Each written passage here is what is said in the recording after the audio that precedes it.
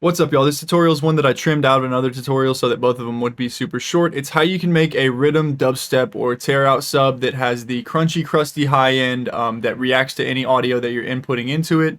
It's just a better way to make a sub, basically, in my opinion.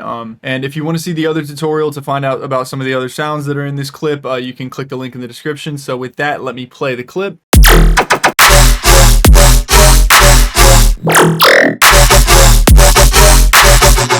Then one more thing worth mentioning in this project is I have a sub that changes from this like smooth version to this like more crusty, distorted version depending on which sound is playing with it.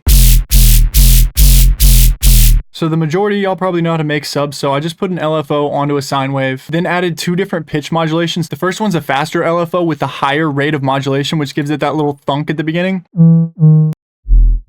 Then the other one's a slower LFO with less modulation, which gives it that little bendy rhythmic feeling that you can especially feel once you pitch down and send through some distortion.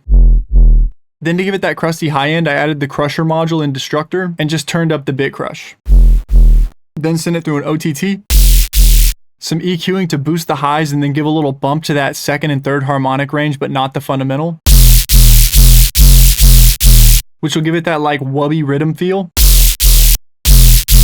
Then to give it the same dynamic range as the graboid synth and to make it not crusty when the other Riddim sound's playing, I added this multipass.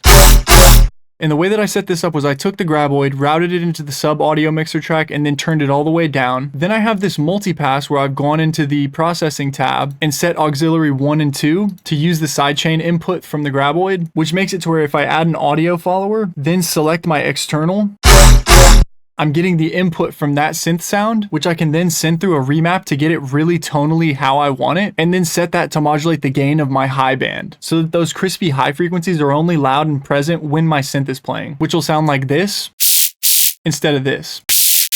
So just kind of controlling that chaos a little bit. And if you don't have multipass, another way you can do this is just by setting up an EQ where you're boosting and ducking the highs using a sidechain from the synth that you have selected. And so that's it for this one, y'all. If you want to support Patreon, Gumroad, or lessons, hit me up on social media for those. Thank you for watching. See you in the next one.